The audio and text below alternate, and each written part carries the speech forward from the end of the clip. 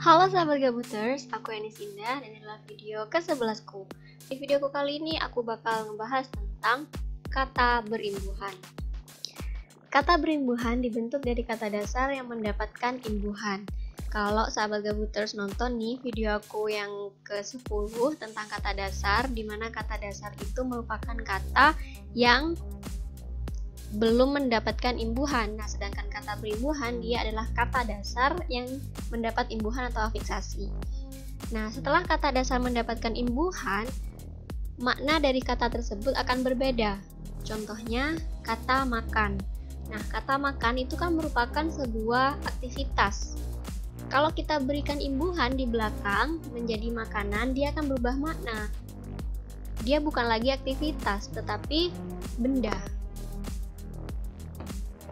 Nah, di sini imbuhan yang pertama, imbuhan dia ada awalan, sisipan, akhiran, serta gabungan awalan dan akhiran. Nah, yang mana ketika kata mendapatkan imbuhan baik di awal, di akhir, di tengah, atau di awal dan di akhir, dia penulisannya ditulis serangkai. Maksudnya tidak dipisah dengan spasi. Contohnya di sini ada awalan atau prefiks. Contohnya berjalan. Nah, kata ber dengan jalan dia tidak ditulis terpisah, tetapi ditulis serangkai. Dan perlu diingat, meskipun imbuhan yang diserap itu dari unsur asing, penulisannya tetap ditulis serangkai. Misalnya sukuisme, seniman, kamerawan, atau gerejawi. Mau imbuhannya itu merupakan imbuhan asli atau imbuhan asing, tetap penulisannya serangkai. Yang kedua, kata dasar berupa gabungan kata jika bertemu dengan imbuhan yang terletak di awal atau di akhir, hanya kata dasar yang diawali atau diakhiri saja. Imbuhan penulisannya tetap serangkai. Nah, maksudnya di sini adalah misal ada dua kata yang memiliki satu makna, contohnya garis bawah ya. Nah, garis bawah dia kan satu makna, tapi ada dua kata. Nah, misal dia akan ditambah imbuhan di awalnya menjadi bergaris bawah, dia yang ditulis serangkai hanya kata yang mendapatkan imbuhan. Nah, di sini kan yang mendapatkan imbuhan adalah kata garis, sedangkan bawahnya tidak mendapatkan imbuhan.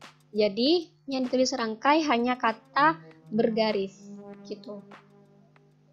Catatan yang ketiga yakni, jika gabungan kata dasar mendapatkan imbuhan sekaligus di awal dan di akhir, maka ditulis serangkai. Nah, kalau tadi, jika hanya mendapatkan imbuhan salah satunya antara awal dan akhir, maka penulisan dua kata itu berpisah. Nah, kalau di sini ada dua kata yang mendapatkan imbuhan di awal dan di akhir. Contohnya pertanggungjawaban. Nah, dia kan berawal dari kata tanggung jawab, kan? Tanggung jawab. Tanggung spasi jawab. Kalau kita berikan imbuhannya hanya di kata di awalan, contohnya bertanggung jawab, berarti dia bertanggung spasi jawab. Nah, sedangkan kalau misal dia mendapatkan imbuhan di awal dan di akhir, maka dia semuanya itu serangkai, tidak ada spasi sama sekali. Contohnya pertanggungjawaban, dia mendapatkan imbuhan di awal yakni per dan an di akhir. Yang kedua, bentuk terkait. Bentuk terkait seringkali disebut dengan istilah morfem terkait. Nah, dia juga ditulis dengan kata dasar yang disertainya. Nah, di sini manca negara. Kalau kita gunakan satu persatu, manca dia memiliki makna tersendiri. Manca dan negara memiliki makna tersendiri.